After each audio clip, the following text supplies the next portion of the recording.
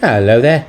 We're in London today and we're at a place called Richmond, which is southwest London. It's on the Thames. This is the Thames, which you think of as being a big wide river in the middle of the city. But of course, as all rivers do, it gets narrower and narrower the further it back towards its source. So this is kind of a pretty bit of a river without a lot of industrial traffic on it. I was here originally to draw, sketch, paint this kind of area, which is called Richmond Riverside, but the building I was looking for was covered in scaffolding that day, which was a bit disappointing. So I thought I might take on the bridge. Now, bridges are notoriously difficult for sketching, largely, and this is going to sound silly, but because they're long and thin, and therefore they just don't fit on the page very well. So you've got to get yourself into a really interesting position to do an interesting sort of sketch of a bridge. Or they just end up being a lot of river, a lot of sky, and this little kind of ribbon of arches across the middle of your page, which just looks a bit silly. So I chose to be close in on one of the arches and kind of looking sort of diagonally across in a way that was quite extreme, and I thought, had a bit of potential to it. It's an experiment. I don't know if it worked out or not, but I was happy to give it a go. Now, using a big old piece of paper here, this is 800 by 500 millimeters, so just a tad under A1, and I wanted it to be a sketch in paint. I was there as part of the London plein air painters group who meet up every month and paint some random thing. So I wanted to kind of use this as an opportunity to try something a bit different, bigger, and just seeing how this same style of mine, this same process would adapt to something larger and maybe a little bit more expressive, but still in the kind of sketchily mindset. So with that in mind, I've started, as you've seen, although I'm obviously accelerating this because the whole process was a few hours long. I don't want you to have to sit through that, so I'm speeding up the video footage. But you see, if I started, that the first thing I did was imagined where the bridge was going to sit on the page. So I'm using a pen with the cap on, not making any marks, to kind of imagine the sense of where the main structural elements of that bridge will sit on the page. And then I've uncapped my pen. It's an Arrtx acrylic pen, acrylic marker with a brush tip, and I'm just going to draw out the bridge in a very kind of pale color on top of this sort of pale blue, sort of duck egg blue paper. Now that's intentional, to use a pale color on this kind of pale paper, because they kind of lose each other a bit. You can see the line obviously, but it's not going to dominate. So if I draw it and I feel as if I've got it somehow not where I want it to be, I'll be quite happy to kind of correct it. I often do this. It's a sensible thing to do, really. You start very fast. You start with your stronger suits. So you start by drawing. I can sketch, I can draw. So I've drawn it. Once I've got the main shapes of the bridge and I'm happy with where they sit, I can still correct them because of the paleness of the line, basically. Then I'm going to go into acrylic. So acrylic paint with a very wide flat brush, which is loaded with a sort of a red and orange. There's a bit of yellow in there, in that kind of contamination method of mixing different paints together. So the more you press down the brush, the more varied the paint you get from it. And again, using a very sketchily technique, by which I mean making kind of lines, making blocks, as if the paintbrush is like an acrylic marker itself. Now I'm trying specifically to not paint, he said in inverted commas, this image, by which I mean in that kind of expressive brushstrokey kind of a way. I'm trying to draw it, I'm trying to sketch it, I just happen to be using the brush. Now if you've seen a couple of my previous videos, which happened in the previous few days, of drawing trees or painting trees, there were times when I was actively trying to paint the trees using the paintbrush in a particular expressive way. And because I'd done that a couple of days before this, I did not want to repeat that. I wanted this to be, I guess you could call it graphical. So it has a more controlled, almost contrived style, where it's very knowing. At no point does it let go. At no point is it kind of lots of crazy marks that all somehow come together. Every mark has got a job to do. It's all in a position in relationship to the bridge, to the stone of the bridge, to the river, and it has a sort of controlled quality to it. Basically, I want it to feel like a drawing, and because of that, I can't just use pens for the whole of this drawing because it's huge. If I was to use acrylic pens for this scale, it would take more hours. I need to be able to make very wide marks. So I'm using the brush because it enables me to make those wide marks, but I'm trying to use it as I would an acrylic brush pen. I hope that makes sense. Now, one of the interesting things about these kinds of techniques is the sort of fluid decision, the kind of to and fro between when do I pick up a brush and when do I pick up a pen. And you'll see I've moved back into the pen now. And it's very difficult to explain the reasoning, really, because it's not necessarily conscious. It's not that in advance I've said to myself, I'll use the brush for this bit, or I'll use the pen for this bit. It's really about balancing and almost correcting. So I'll be using a brush and then I'll think it's gone too far in this direction. So I'll use a pen to pull it back into the other direction, and then vice versa and vice versa. So it's kind of a way of moving forward. It's a bit like rowing. Have you ever done canoeing? On a canal, on a river like this, it's an apt metaphor, I think. If you've ever had a Canadian canoe where you've got a single oar, you're sitting at the back of the canoe, and if you row on the left-hand side continuously, you will just steer this canoe into one side of the bank, unless you do that clever thing where you use the blade to steer after every third stroke. Still, I digress. So what most people do is they'll do 3 strokes on the left, 3 strokes on the right, 3 strokes on the left, 3 strokes on the right. And by alternating, you go in a straight line. And that's a bit like this painting. It's going to move backwards and forwards between different techniques in order to move it forward in a way that's interesting, that feels kind of original in my mind. I don't mean that arrogantly. I just mean in a sense that I want to be looking at it thinking, oh, that's interesting. I've done this, and then I've done that, and then I've done that. So that sense of it having an interesting process. I mean, I do not want to be sitting here on a Saturday afternoon bored thinking, oh my God, I've got a job to do, like I'm at work, like I'm some kind of, I don't know, illustrator, or, somebody who does paintings for tourists, and I feel as if I just have to do it because I've got this job to do, and then I can go home afterwards. That's not what I want.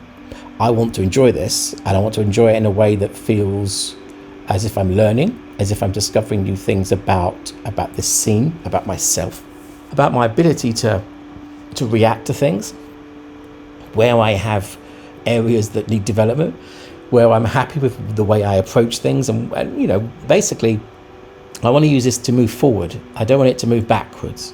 So I don't want it to be a failure, but I'm quite happy to have failings as long as I can learn from them, as long as I know where they went wrong. And this image is full of failings, but in a super interesting way. I mean, it's a image through which you can learn, basically.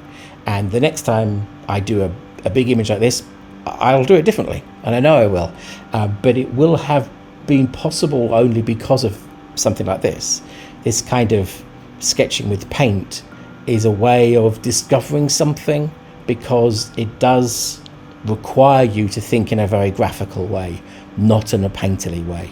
I mean, for example, a painterly way is thinking about light, is it not, and shadow, in a very kind of true to the view way. This is not. This is thinking purely in terms of how does this image read in the eye of the viewer. I mean, everything about this is false colour. Obviously, the bridge is not orange. The sky is not green. Although I suppose the Thames, the water itself is green, so maybe I've got that closer. But the point being, nothing that we see is meant to imply it's realistic. And the colours are a way of accentuating that. Nobody looks at this and says, you painted the bridge the wrong colour. The bridge is not that colour, or the sky is not that colour. Because they instinctively understand that that's a decision, that somebody has said, I will paint it in these colours as my creative decision-making process.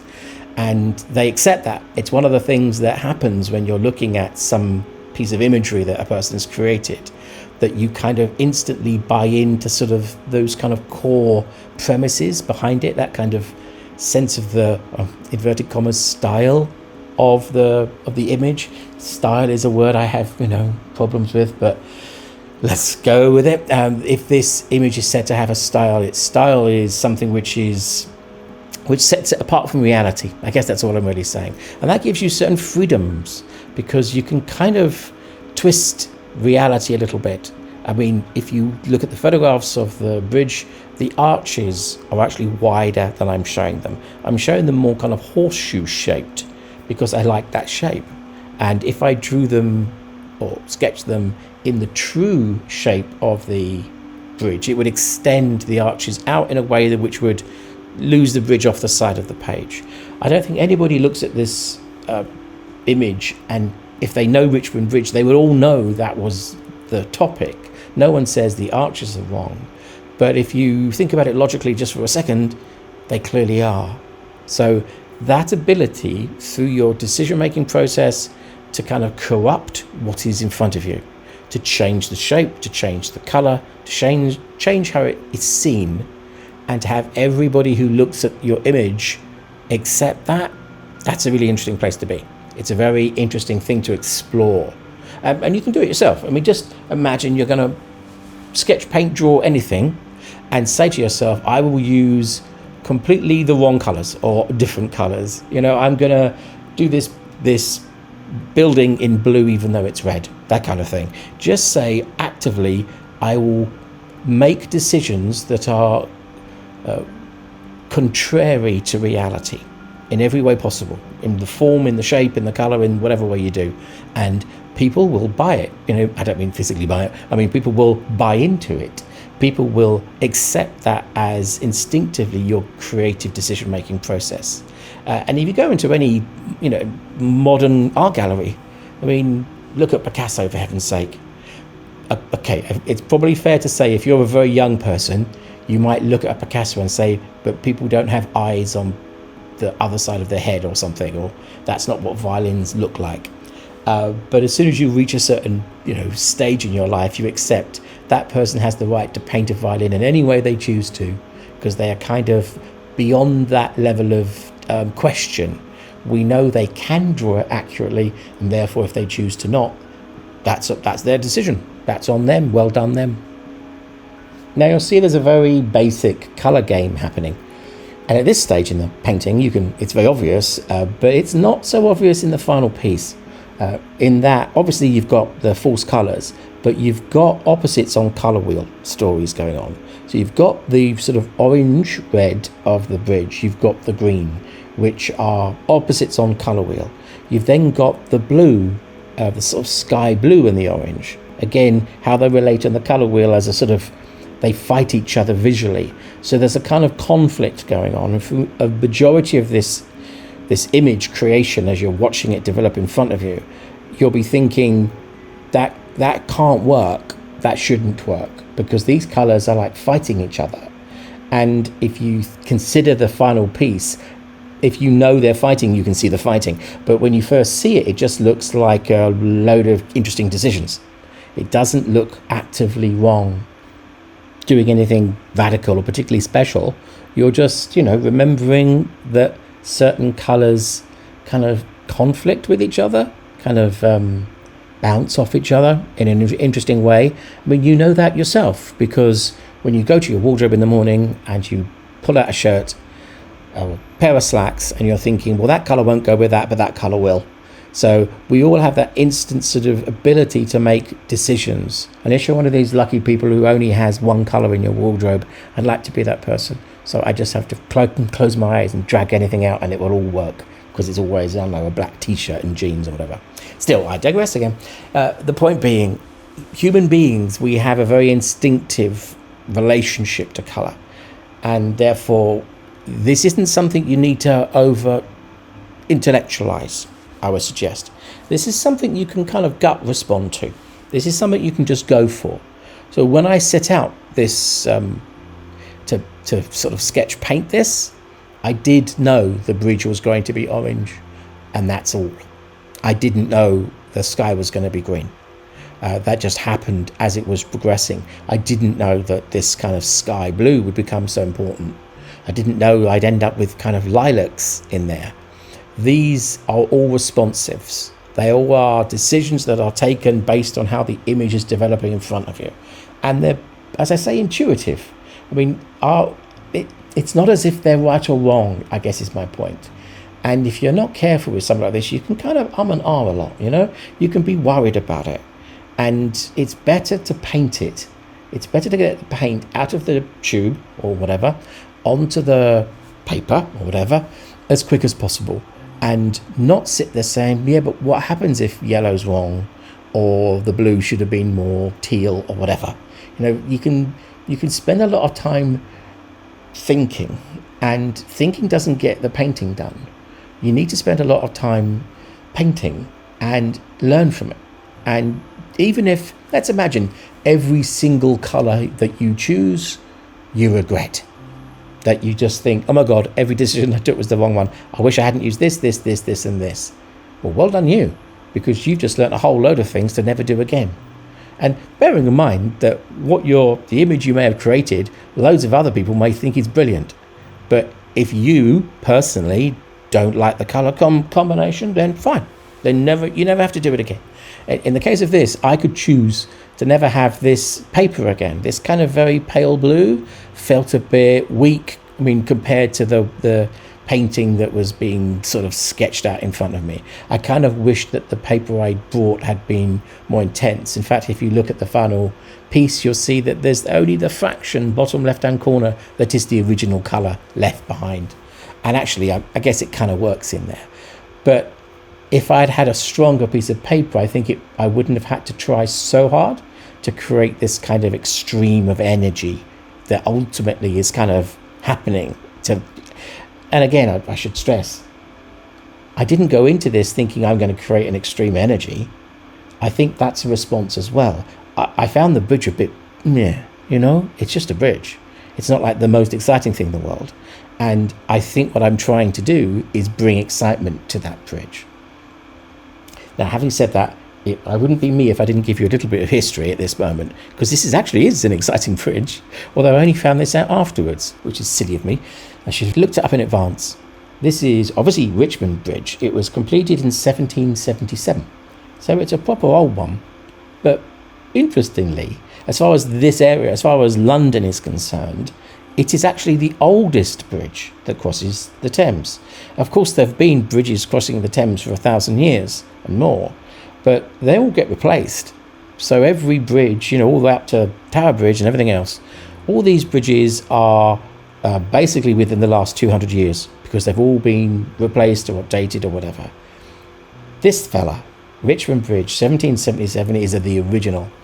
It hasn't been changed. Therefore, it's the oldest. And for no reason other than that, I think it deserves respect. Well done, it.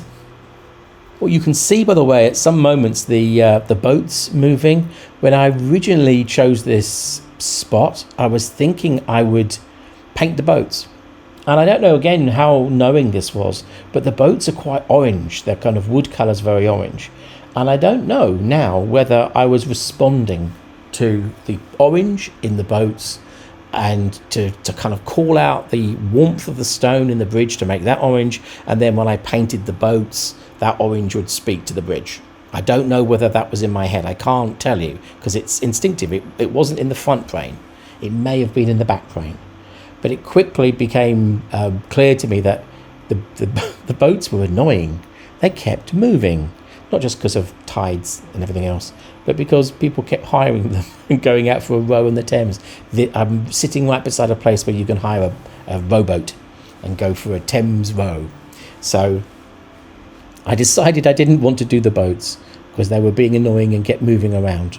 It's like when I'm doing a scene, if there's a cow in the scene, I'll look at it and think, you're going to go around, aren't you? You're going to stroll off and stroll back. So no, I'm not going to paint the cow because I know it's going to annoy me when it starts wiggling around. This is the lovely thing about being an urban sketcher, of course. Buildings don't move around so much. So, you know, when you choose to draw them, they stay still for you. Bless them. Now, also, the sharp-eyed among you may spot easels to the left and right of me. This was a spot which I wasn't the only person who thought, that's interesting. Within a few seconds of looking at this bridge and thinking, do it from this side, it's, you know, a nice position. Boom, boom, boom, boom. Other people were around me. And in fact, you know, within a throw of a brush, I could have hit another 10 easels and artists. And in fact, along Richmond Riverside that day, probably 70 artists were doing their thing, which has a lovely spirit to it. And it's kind of nice for the public too, because they walk along and say, oh, look, there's another one. And you hear them say it. Oh, there's another one. There's another one. So it kind of, I guess, especially if they live there, if they're part of that, I think it probably helps them to see their own area with kind of fresh eyes.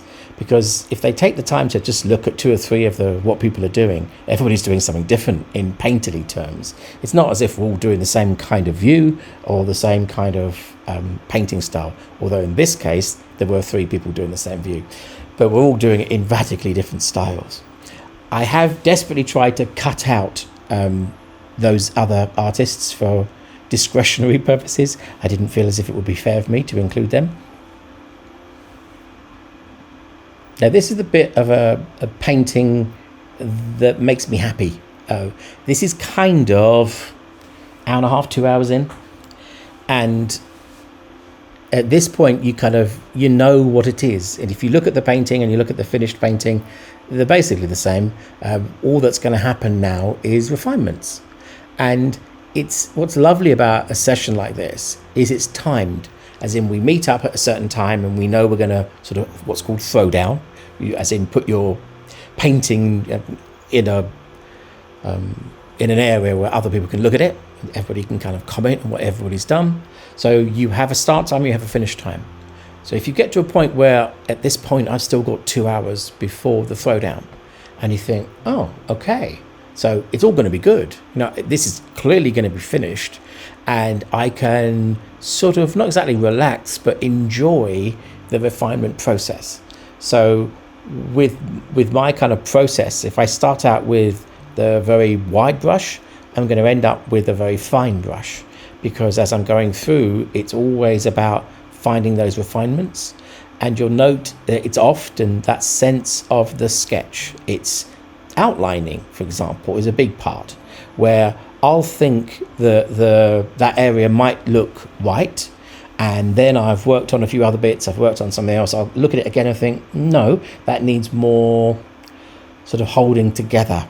And a perimeter line is the classic way of kind of pulling an image or part of an image together, kind of giving it a unity. It's a very graphical way of doing things. I mean, if you look at what a graphic designer would draw, if they were drawing a product or something, you'll often see what's called a perimeter line, which means a line that goes around the outside of an object, and that line is thicker. What's called the line weight is thicker, so that sort of dominance of the outline pulls the whole drawing together. It makes it a unit. It makes all the lines that appear within it feel kind of held and more controlled because of it, just because of this perimeter line, this kind of outline, if you like. And a lot of what I'm doing, and a lot of it is instinctive, of course, as I keep saying, is that sense of the line has to do a job.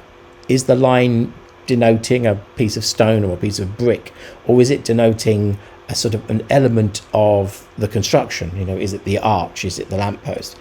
And it's always about balancing. So it's about saying, if I do this piece of cobbles here, then do I have to accentuate and increase the output of that bit there?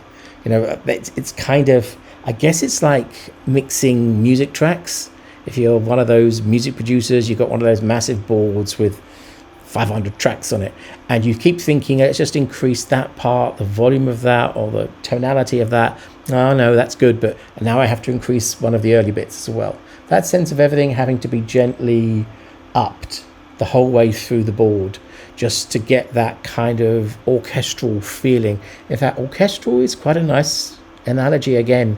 That sense of, you kind of say, you know, but I want the trumpet here or whatever, but because of the trumpets so clear and sharp, I need some more cello back at the beginning, even though we thought we'd finished the cello, But now, no, hang on, cello, we need to give you need a bit more punch, a bit more, arpeggio or whatever it is. I don't know my music.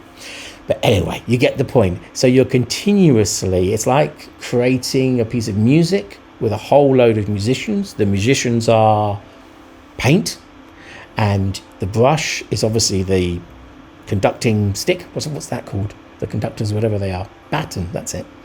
And you are sort of composing a sort of sounds using colours in order to kind of get them to resonate, get them to sort of echo off each other and create something bigger than just, it's a painting of a bridge. And that's really the key for me. It's, you could theoretically, work out the exact colour of all the stones, the exact colour of the sky, and you could paint it as accurately as possible to the reality of those colours.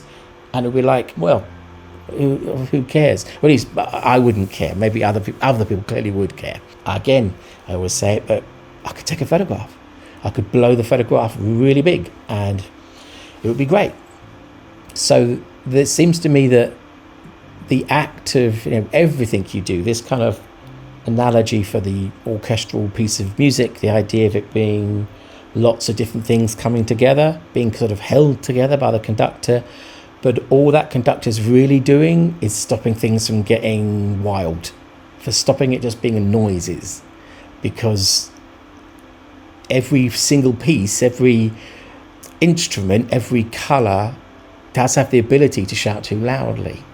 And your job as the conductor is to kind of harmonise and bring it back and make them work together, even though some of them are screaming and some of them are, hammering, and there's lots of stuff going on. It's, cacophony is the word I want to say.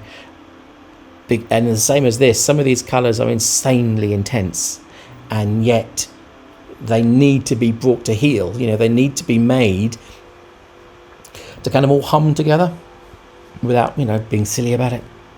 So that sense of, I mean, let's say the obvious thing here.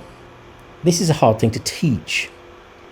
I'm not even sure if it is possible to teach, but it's a relatively easy thing to learn, because you just have to do 3, 4, 5 paintings like this, where you say, I'm going to invert colours, I'm going to use clashing colours, and I'm going to see what works and what doesn't, and I'm going to learn through that process.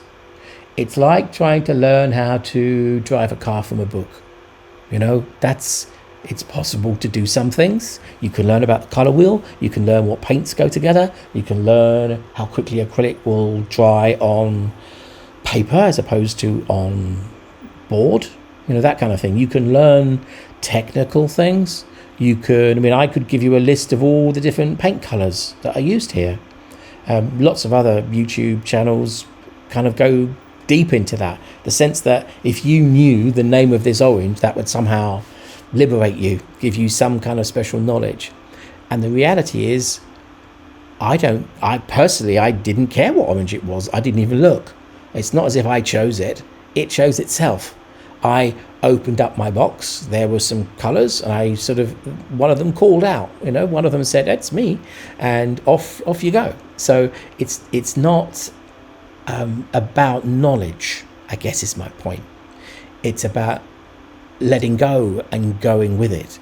And as you go with it, you find things out. And the more you do it, the first time you might, at the end of the session, fold the piece of paper in half and chuck it in a bin, because you may not want anybody to see it. And everybody does that. We've all done that. You've all, when you start, you think you have such high ideals. You want it to be, something you could put on the wall, as it were. And it won't be, because that's too much. It's too much pressure to kind of expect yourself to sort of perform. It's like saying, whatever, I'm going to go down to the park and play football, and I'm going to score all the goals, and everyone's going to think I'm the hero, even though I've never played football before. It's kind of, that sounds silly to say that, It doesn't sound like a real world way of seeing things, because clearly, if you've never done it before, you're not going to be the star at it, are you? You have to find your way through. You have to find out where your skills are. Maybe you're not ever going to score a goal. Maybe you're going to save goals. Maybe you're a goalkeeper. I'm using soccer analogies here, which probably lost a few people, but still, my point being, you don't know what place you have creatively in this kind of painterly world until you start painting.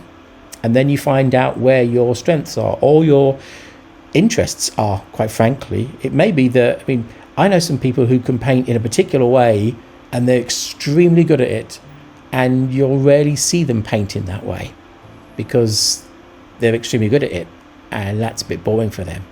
It's kind of like, yeah, I could.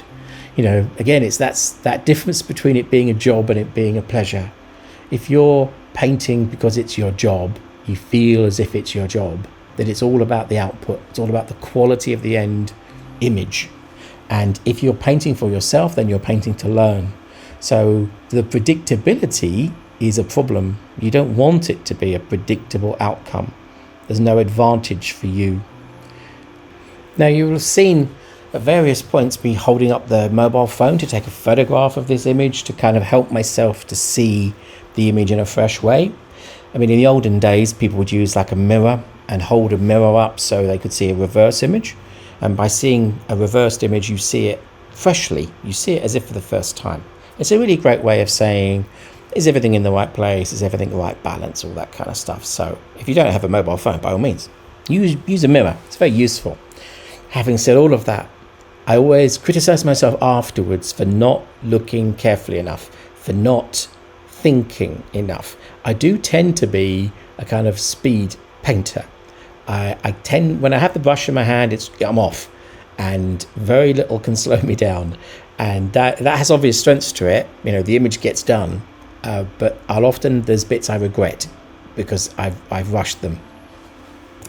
And I don't know whether you've seen it, because it's been there for the entire time, and I can only see it. When I look at it, it makes me shiver. There's an error here, and it's an error which I left. It's an error which I could have corrected afterwards, because I didn't see it during the painting. I saw it afterwards and thought I could kind of just correct that when I get home, as it were. And I decided to not do that because, that's learning. So it's like an eternal blemish in this painting. The problem is the reflection of the arch.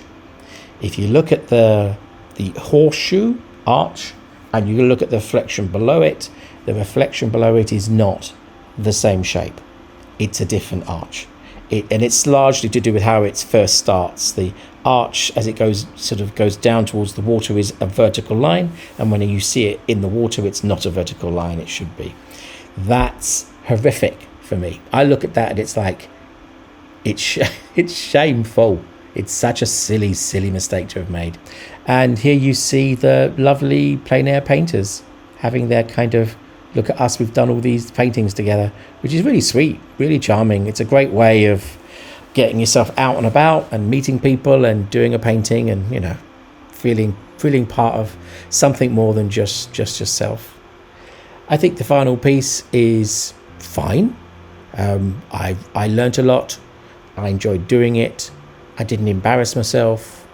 It's a bit too graphical. I did go in there knowingly thinking, yes, let's make this punchy and graphical. But maybe the graphical side of it is a bit overdone in places. Too many of the marks are so defined that they could do with a little bit more roughness to them, a little bit more hesitancy, a little bit more painterliness, which is, of course, the thing I started saying I didn't want to do, and by the end of it I decided I should have done a little bit of. That's me. Thank you very much for listening. This has been Richmond Bridge. See you next time.